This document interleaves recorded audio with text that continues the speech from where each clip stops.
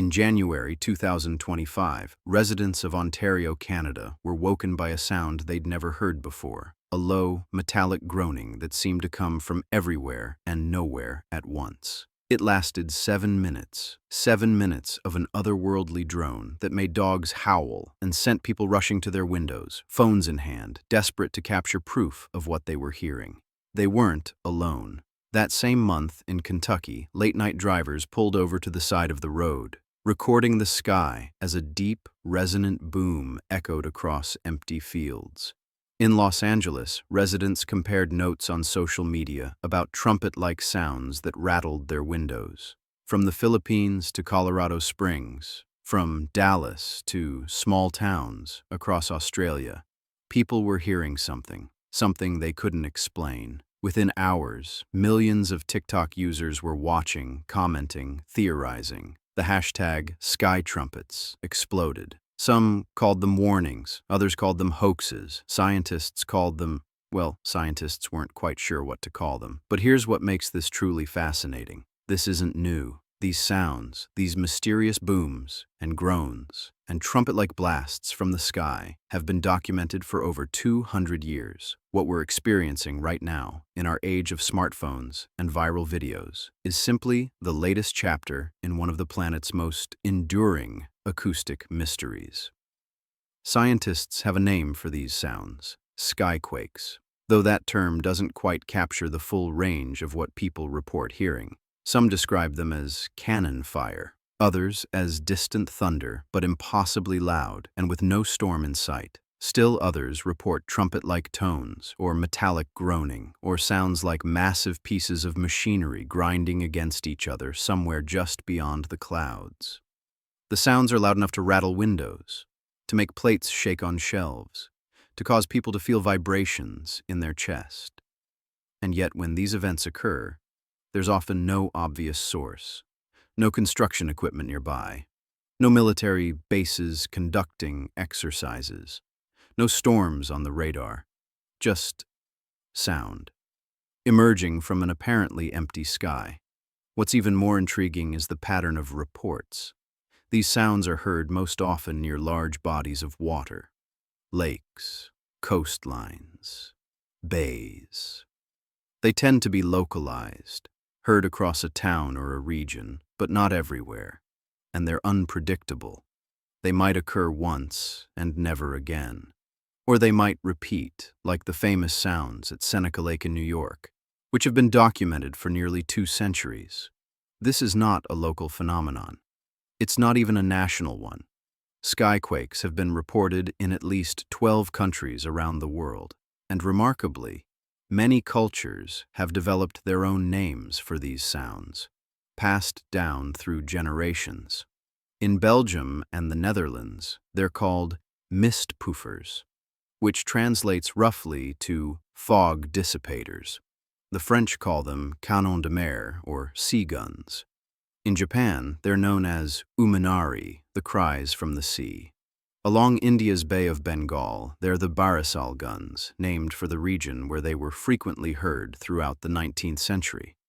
But perhaps the most famous name comes from upstate New York.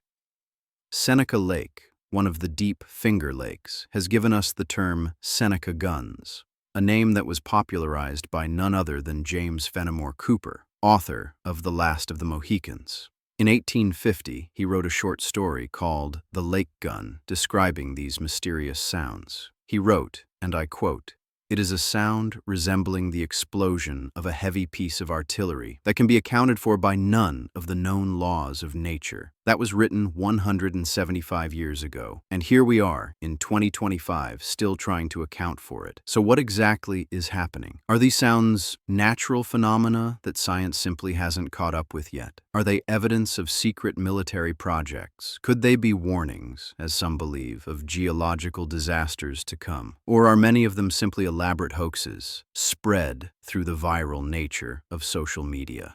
Over the next 40 minutes, we're going to explore all of these possibilities. We'll journey through the history of these sounds, examine what science has discovered, Learn how to tell genuine recordings from fakes and look at why this ancient mystery has suddenly captured the imagination of millions online.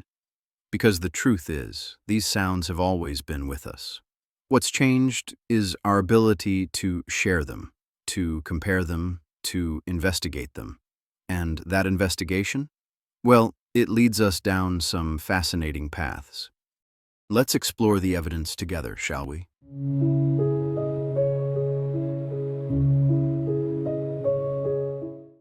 So we all just got woken up to some disturbing sound all through the whole area. I just called 911 and they said they've gotten like over 50 calls about it.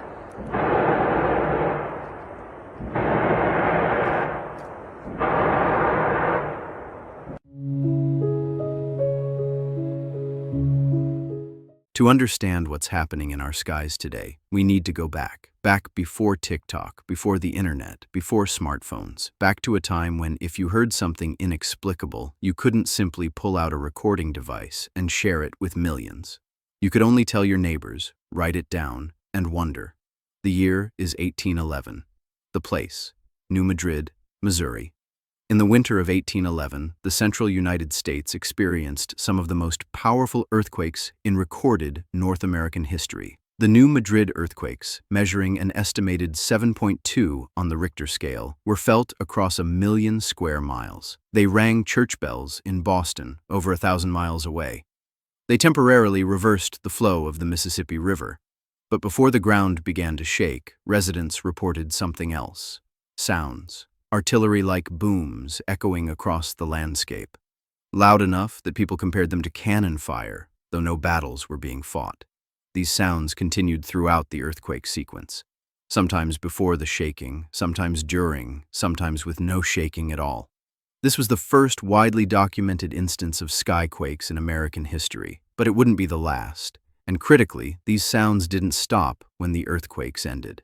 Throughout the 19th century and into the 20th, reports continued to surface from locations across the country, often from places experiencing no seismic activity whatsoever. Jump forward to 1850. James Fenimore Cooper, already famous for novels like The Last of the Mohicans, published a short story titled The Lake Gun.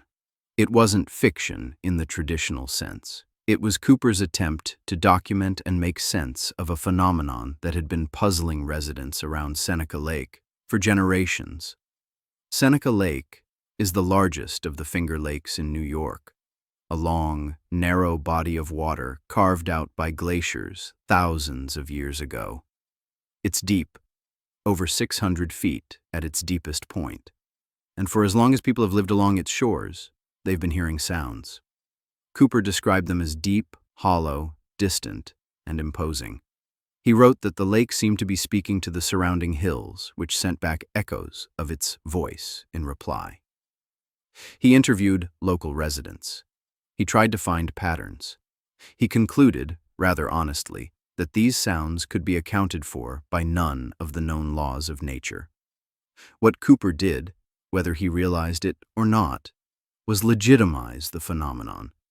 By documenting it in writing, by treating it as something worthy of serious inquiry rather than superstition, he created a record that scientists and researchers would reference for the next century and a half.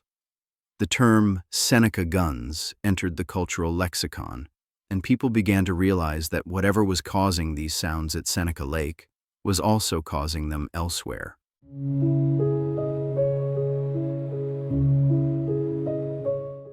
We want you to hear the explosions people in Webster are hearing and recording on their security cameras. Take a listen. Whoa. Chief Investigative Reporter Berkeley Breen is live in Webster. Now, Burke, does anyone know what that is? Well, the short answer there, Nikki, is no, and I think that's one of the reasons why one of the homeowners decided to contact me. She's been recording these explosion sounds since September. It's just before 5 p.m. on November 7th. That was the voice of Joelle Calcagno after the latest explosion that rattled her home. How is this affecting you? Well, it wakes me up when I'm sleeping.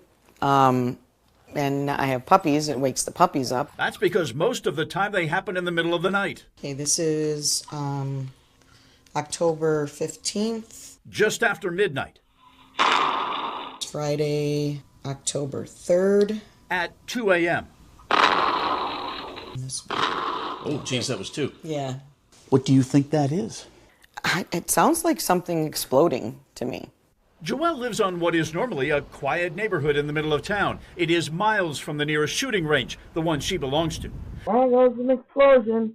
We both contacted the town of Webster. The town says it investigated after the explosion sounds in October. Supervisor Tom Flaherty told me it found no activity in the area that would explain the alleged booms or explosions. It makes me nervous. I'm concerned, like what's causing it? And nobody knows. And I'll turn my, my police scanner on. There's nothing. Well, this is a mystery. Yeah. I mean, what do you think it sounds like? It sounds like an explosion. Yeah. That's my thoughts exactly. So.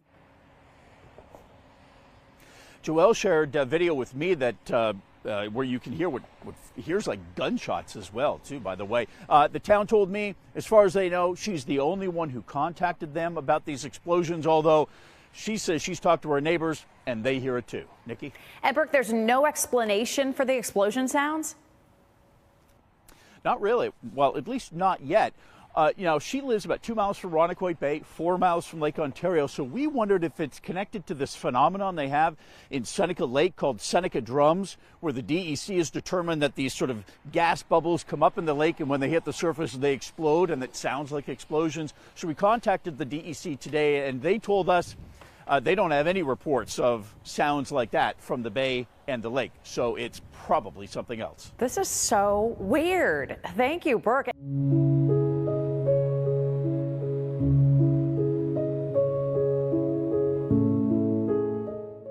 But the phenomenon was known long before Cooper wrote about it. The native Haudenosaunee people, also known as the Iroquois, had their own understanding of these sounds. According to oral traditions passed down to early European settlers, the booms were the sound of the Great Spirit, continuing his work of shaping the earth. This interpretation is fascinating for several reasons. First, it acknowledges the sounds as real and ongoing, not rare anomalies, but a consistent part of the natural world. Second, it frames them as creative rather than destructive, as the work of formation rather than catastrophe. And third, it suggests that these sounds had been occurring for so long that they had become integrated into cultural and spiritual understanding. We don't know exactly how long the Haudenosaunee had been hearing these sounds before Europeans arrived. But given that their presence in the region extends back thousands of years, it's entirely possible that skyquakes have been echoing across this continent for millennia.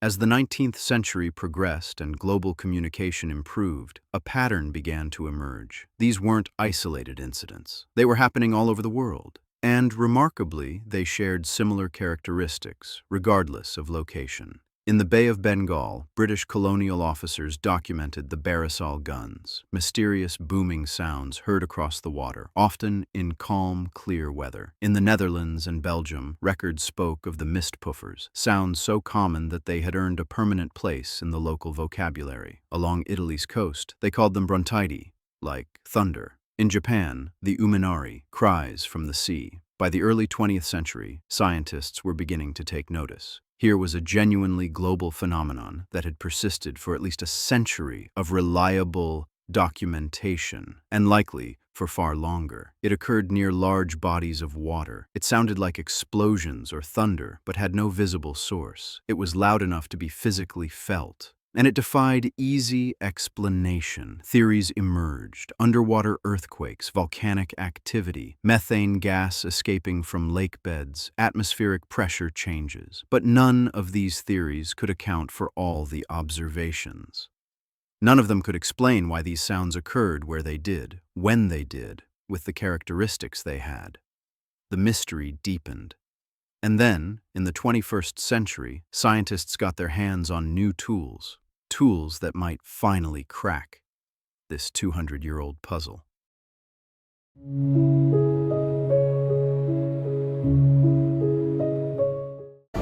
For weeks now, some strange sounds have been echoing through several local neighborhoods. People are losing sleep, and neighbors can't quite pinpoint the source. Local 12's Marella Porter is live tonight in Northside with what they are hearing and the frustration this is causing. Hey, Marella. Hi, Kyle. Yeah, Sean Harold is the person who reached out to us. He actually lives in Clifton, and he really just wants to get some answers. Now, he spent last night logging how many times he heard this mysterious noise going on and off through the night. He counted about a dozen times, and all he wants to know is when this is going to stop. When you stop and really listen, the city makes a lot of noise. Speaking of sounds. But what people are hearing in Northside, Clifton, and Camp Washington is unusual. With a lot of that city noise, a lot of it becomes pretty regular and you get pretty used to it. So when something like this that's pretty foreign, it kind of stands out to you. This sound is keeping people up at night. Brendan Markham says last night was the loudest it's been in Northside. It almost didn't stop for a couple hours. The duration varies from a few seconds to several minutes, and it's difficult to describe. We were hearing this like siren-like quality noise, whirring, oscillating up and down.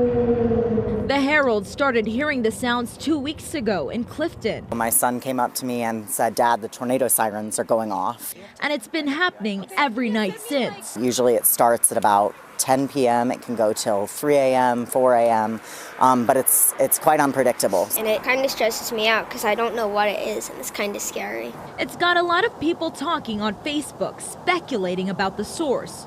Storm sirens, construction, drones, this recycling plant, or the rail yard. Markham thinks whatever it is industrial. It's such a high pitch, noise pollution wise, whatever it is, machinery wise, needs a lot of torque. The loudest thing in this whole area is the rail yard. Some think it's a public safety issue. Sean Harold just wants to know when it'll stop. We just hope to get to the bottom of it, figure out what it is, and if it's, a temporary thing or not, and hopefully the community can, rally if it's not temporary, because it's really impacting us. Now, I also spoke to one person on the phone, and he says people who work in the rail yard believe the source of that noise is a failing turbocharger on a train's diesel engine. Now, we've only been out here a few minutes tonight in Northside. We have not heard the noise, but neighbors who have been reporting it to 311, the city's non-emergency line, including Sean Harold. 311 told him to contact the Environmental Protection Agency. For now, live in Northside, Marella Porter, Local 12 News. Marella, thank you so much. A spokesperson for the city manager says that he is, quote, asking around to see what this noise could possibly be. We also reached out to council member Mark Jeffries, who lives in Clifton. He said that he hadn't heard the noise himself, but he sent an email directly to the city manager to see what can be done about it.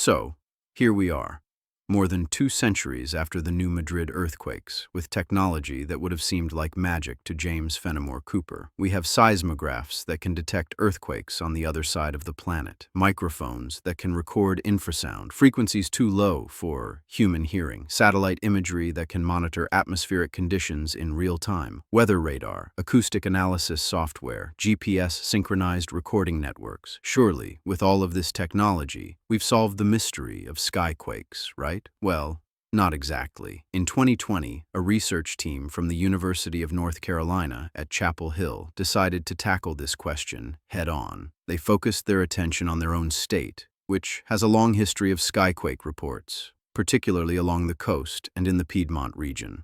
Their approach was methodical. They gathered years of news reports documenting when and where skyquakes had been heard.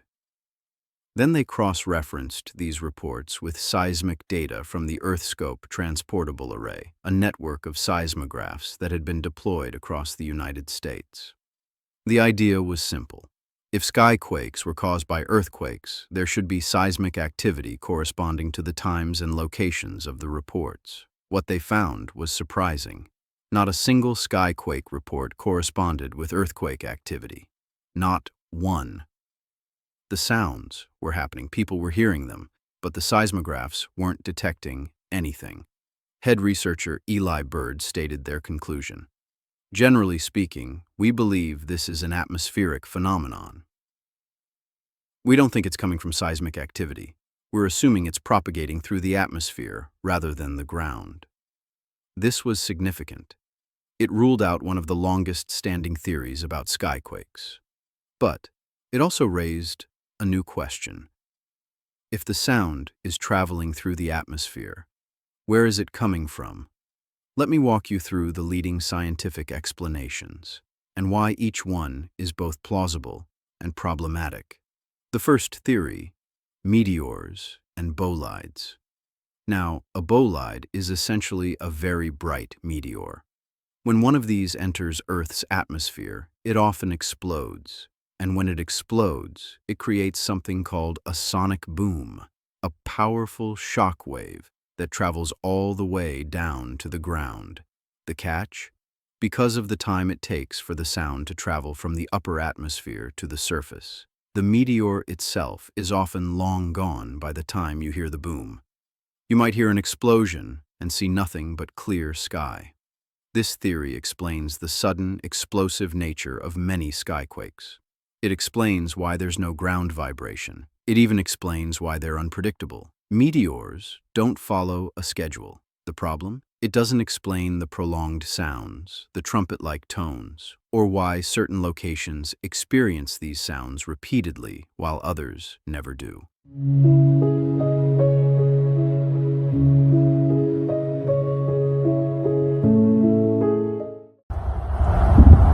Sheriff's emergency? Yes, I live at the lake at La Sarra in Louisville, and there was just now 2 huge explosions. I don't know what it is, but it was such a boom, it shook the houses. I mean, all the houses on the street. Calls to 911 flooding in Saturday night around 7 p.m. The whole neighborhood felt 2 large booms.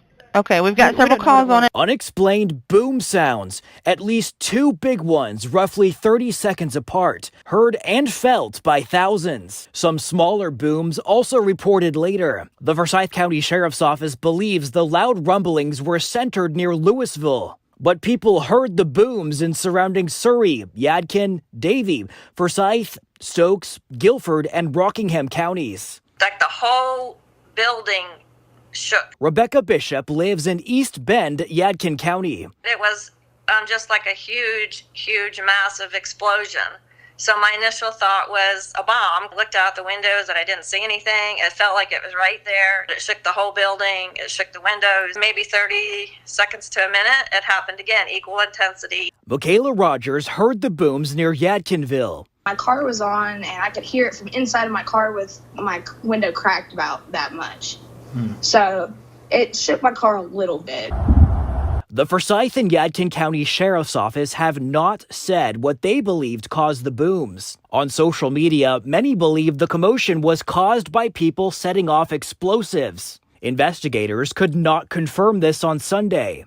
Others theorize it could be a sonic boom caused by the meteor shower peaking over the weekend. Still others wonder if it was caused by military aircraft or training drills. We've reached out to military officials for comment.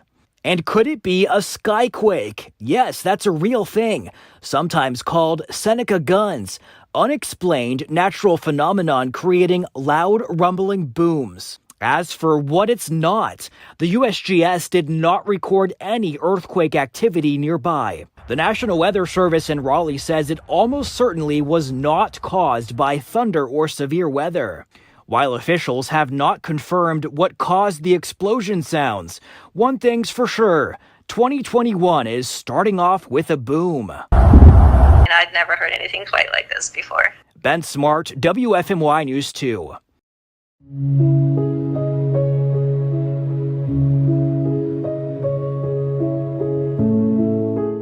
The second theory, atmospheric ducting. Under certain atmospheric conditions, sound waves can be bent or ducted along layers of air with different temperatures. This can make distant sounds, thunder, explosions, even breaking waves, travel much farther than they normally would, and can make them seem to come from the sky when they're actually originating from somewhere on the horizon. This explains why skyquakes often occur during particular weather conditions. It explains the directionless quality of the sound. But it doesn't explain the sounds heard in calm, stable weather, and it requires there to be a sound source to begin with. Which brings us back to the question, what's making the original noise? The third theory, gas release from lakes. Remember how I mentioned that skyquakes are most commonly reported near large bodies of water? This is where that becomes relevant. Deep lakes accumulate organic matter on their bottoms over thousands of years. As this matter decays, it produces gas, methane primarily. Under the right conditions, this gas could be released suddenly, creating a boom as it breaks the surface. This fits the Seneca Lake reports perfectly. It explains the water connection. It explains why the sounds are localized. The problem? It doesn't explain skyquakes heard far from water. It doesn't explain the trumpet-like tones. And attempts to measure gas release haven't correlated with skyquake events. The fourth theory, shallow earthquakes. Wait, didn't we just rule out earthquakes? Well, yes and no. The North Carolina study ruled out the kinds of earthquakes that seismographs typically detect, those deeper than about 4 kilometers. But some scientists, including David Hill of the U.S. Geological Survey, have suggested that very shallow earthquakes, less than 4 kilometers deep, near the surface, might be able to generate audible sound waves without producing much ground vibration. Hill's research suggests that at shallow depths, the sound waves from cracking crust could reach the surface before dissipating, creating an audible boom. This explains the explosive quality. It potentially explains the regional patterns. But it's still theoretical, and it doesn't explain all skyquake characteristics. Here's where we have to be honest. Each of these theories can explain some skyquake events, but none of them can explain all of them. And that's led researchers to an uncomfortable but probably accurate conclusion. Skyquakes likely don't have a single cause. They might be meteors, shallow seismic events, atmospheric ducting, gas release from lakes, or phenomena we haven't even thought of yet. The American Academy of Audiology counts skyquakes among the top 5 air and atmospheric events that occur on our planet, but notes that the causes remain fundamentally unknown. The sounds are real. The reports are consistent. The mystery persists. And this brings us to an important point about science. Sometimes, the answer isn't a neat explanation that fits every case. Sometimes, the answer is messy and complex. Sometimes, the answer is, we're still working on it. But while science grapples with the genuine phenomenon, something else has been happening online, something that makes the search for truth considerably more complicated.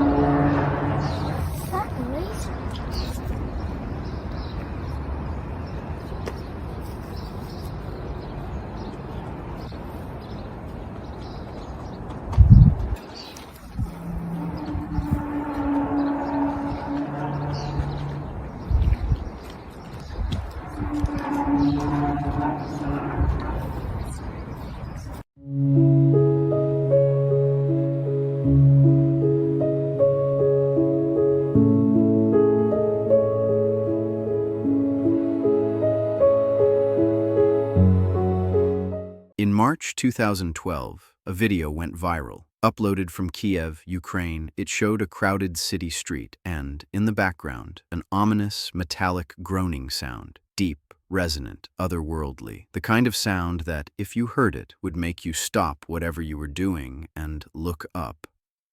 The video racked up millions of views within days. News outlets picked it up. Comment sections exploded with theories: alien spacecraft, government weapons testing, the biblical apocalypse, underground bases, tectonic plates shifting, and yes, even secret tunneling operations preparing for a doomsday scenario. There was just one small problem. The sound wasn't real. Well, the sound was real, but it wasn't coming from the sky over Kiev. It was coming from the Transformers movies. Someone had taken the deep, mechanical groans from the soundtrack, laid them over city footage, and uploaded it as if it were genuine. And by the time investigators figured this out, the damage was done. What happened next is a masterclass in how misinformation spreads in the internet age.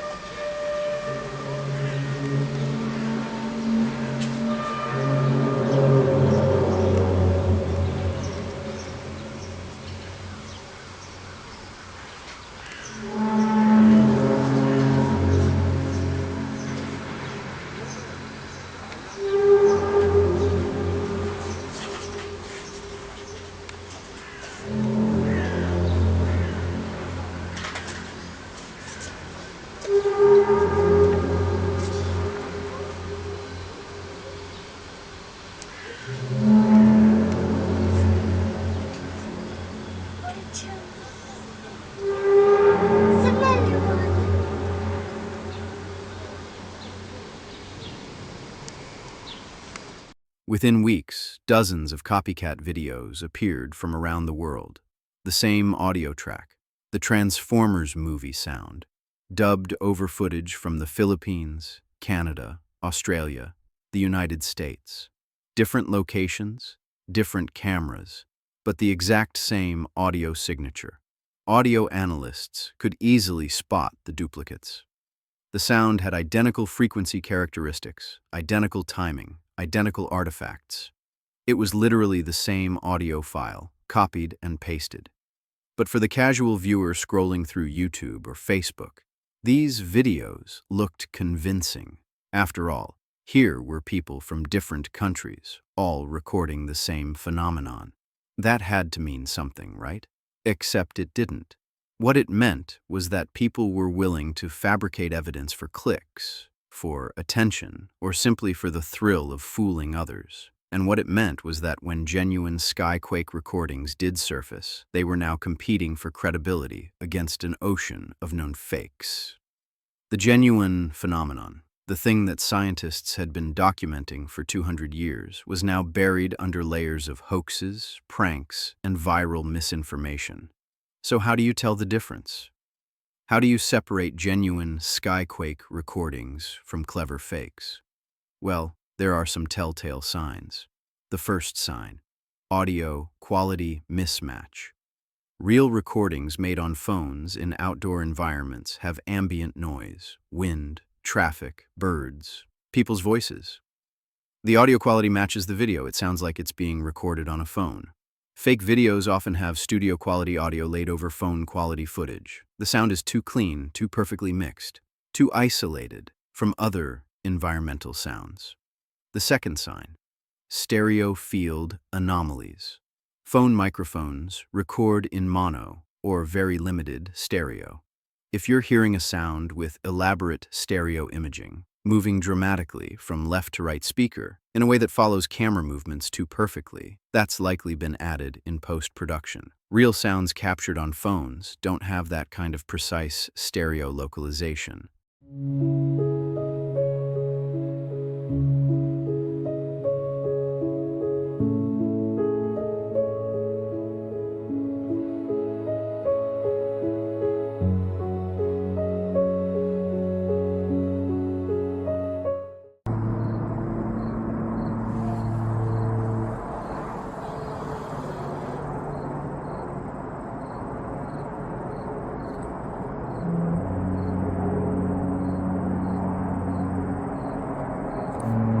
Keep hearing these trumpets.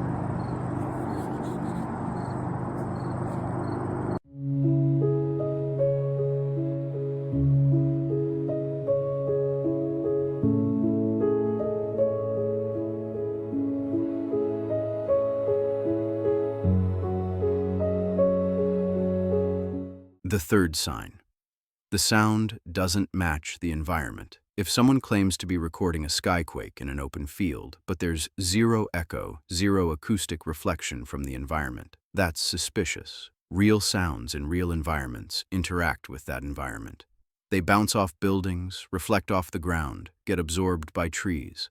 Complete absence of these acoustic properties suggests post-production. The fourth sign: check the comments and cross-references. Genuine skyquake events tend to generate multiple independent recordings from different people in the same area, often uploaded within hours of each other. If you find a dramatic video with millions of views but no corroborating reports from the same location and time, treat it with skepticism. Check local news from that date. Search for other witnesses. Now, having said all of that, there are genuine recordings, videos where the audio analysis checks out, where multiple witnesses corroborate the event, where local news covered it, where the acoustic properties match the environment. There's a recording from Germany where the stereo imaging follows the camera movement naturally, where you can hear the compression of the sound, working with the environmental wind noise in a way that would be extraordinarily difficult to fake. There are sports events where thousands of spectators simultaneously heard the sound, and you can see their collective reaction in real time. There are recordings with time and date stamps that correspond to multiple 911 calls from the same area. These recordings are valuable. They give researchers something concrete to analyze. They help establish patterns, what times of day these sounds occur, what weather conditions might be involved, what geographic features are nearby. But they're also frustratingly incomplete. A phone recording can capture that a sound occurred, but it often can't tell us much about the frequency range, the directionality, or the specific acoustic signature that might point toward a cause.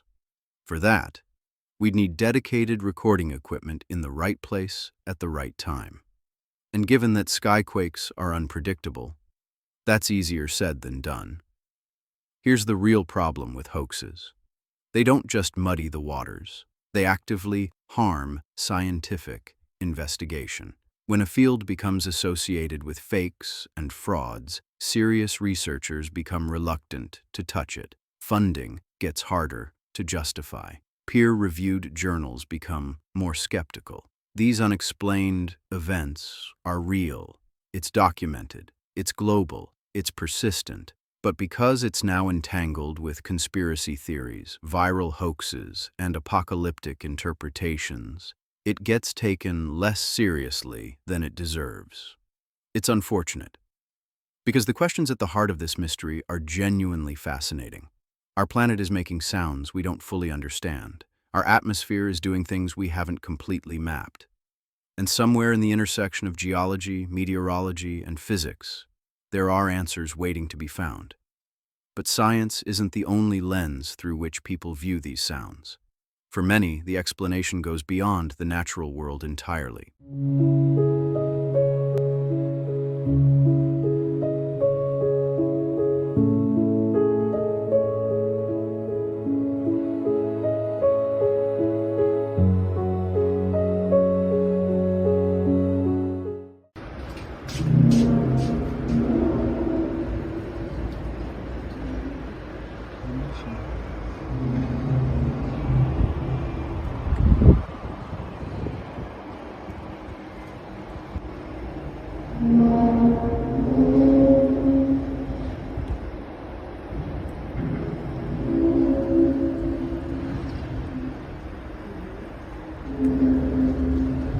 Schau mal, wie die Gerüchte sind. Die wundern sich auch, glaube ich, woher das kommt. Das sind Bauarbeiter.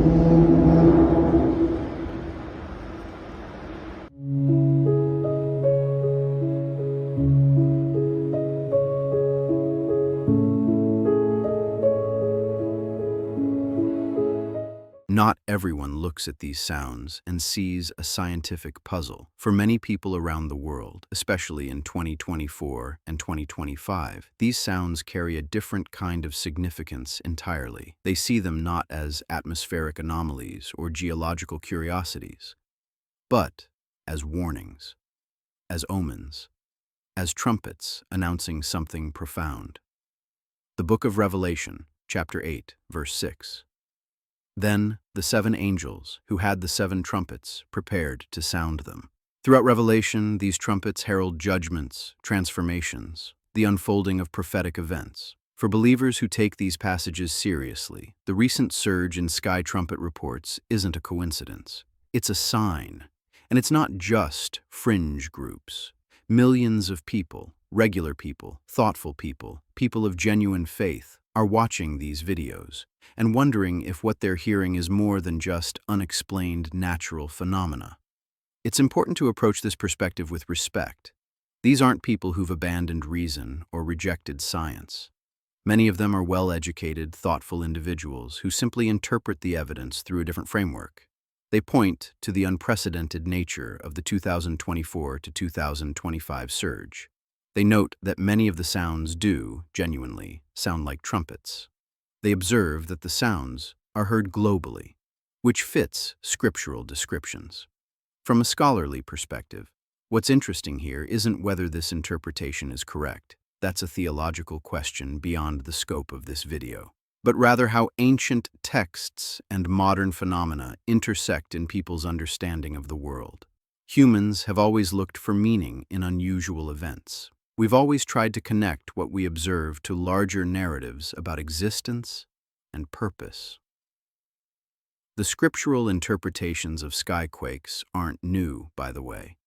Throughout history, unexpected sounds have been interpreted as divine communication. Thunder was the voice of gods. Earthquakes were acts of judgment. The aurora borealis was a celestial battle. Our ancestors weren't foolish. They were doing what humans do. They were trying to make sense of their world with the frameworks available to them. The question is, are we doing the same thing now, just with different frameworks? Beyond religious interpretations, there's another category of explanation that's gained significant traction online. Government conspiracy theories. Chief among them is HAARP, the High-Frequency Active Auroral Research Program. HAARP is a real facility in Alaska. It really does study the ionosphere by transmitting radio waves into the upper atmosphere. And it's this real foundation that makes the conspiracy theories sticky. The claim goes that HAARP isn't just studying the atmosphere, it's manipulating it, creating earthquakes, controlling weather, generating these sky sounds as part of various shadowy agendas. Now, scientifically, the capabilities attributed to HAARP don't match its actual technology. The radio frequencies it uses can't generate audible sound. It can't trigger earthquakes. It can't control weather patterns. Independent scientists have examined the facility and its research, and there's no evidence of these capabilities.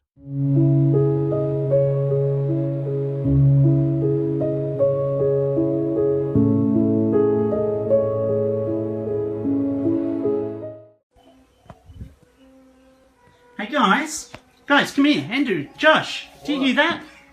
What? Come here. What's that? Can you hear that noise?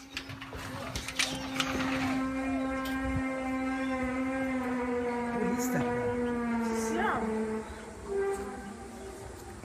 What? It's coming from the sky. You sure, Dad? Come here. Sounds like a trumpet, Dad.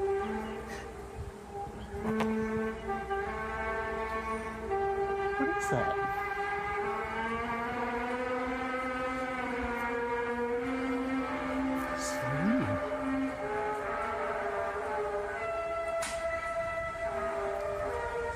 So scary.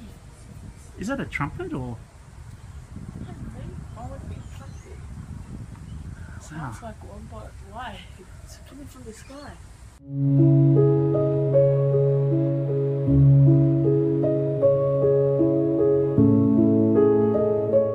But here's what makes conspiracy theories persistent. They're unfalsifiable. If scientists say HAARP isn't responsible, conspiracy theorists respond that scientists are either in on it or being deceived. If the government denies it, well, of course they would. The theory becomes a closed loop. Similar theories involve Project Bluebeam, an alleged plan to simulate the second coming of Christ using holograms and sound projection, or secret underground military bases creating sounds as they're excavated, or tests of acoustic weapons. Each theory takes a grain of plausibility, Governments do have classified projects, militaries do develop new technologies, and expands it into comprehensive explanations. So where does all of this leave us?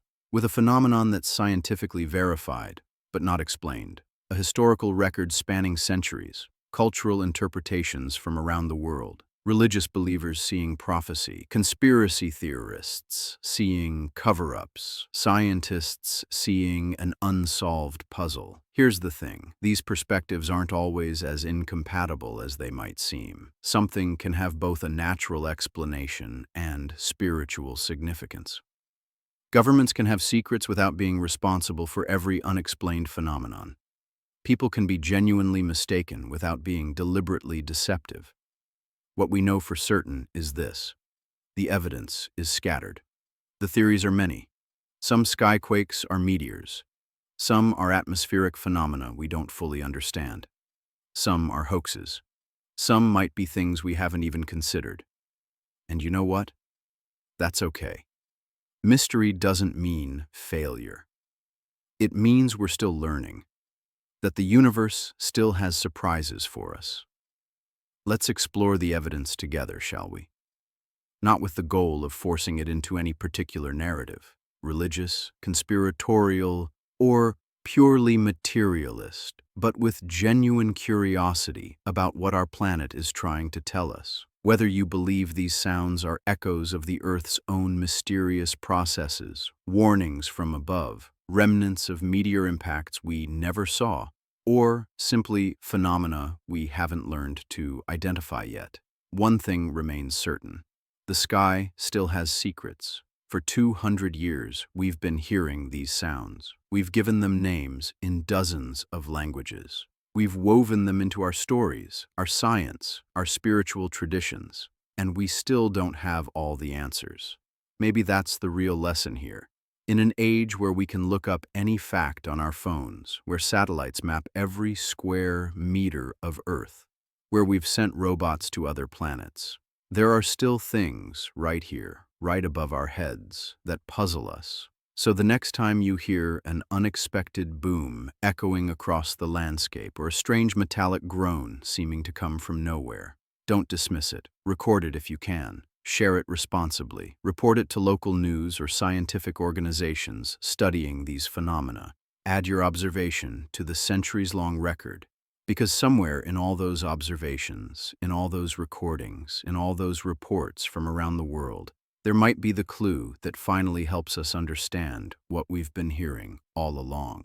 Until next time, this is Dark Prophet C-137. Keep your ears open. You never know what you might hear.